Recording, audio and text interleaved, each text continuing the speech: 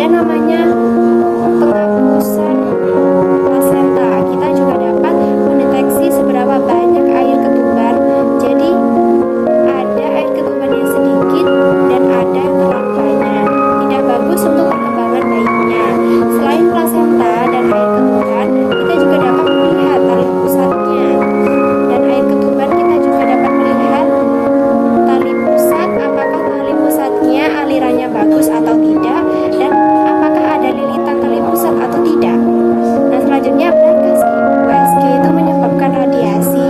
Jadi untuk moms tidak perlu takut ya, karena USG bukan suatu alat yang mengandung radiasi seperti fotorampsen. Jadi USG bebas radiasi. Jadi boleh saja untuk melakukan USG setiap kali kontrol kehamilan, bahkan 2 minggu sekali. Selanjutnya, apakah benar sih USG 3D, 4D lebih akurat dari USG 2 dimensi?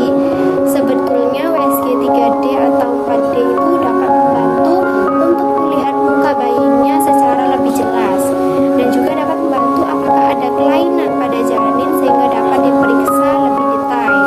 Di pemeriksaan USG 2 dimensi, kita juga dapat mendeteksi sebagai besar kelainan pada janin. Jadi tidak perlu melakukan USG 3 dimensi atau 4 dimensi ya, kecuali memang ada indikasi dari bidan atau dokter.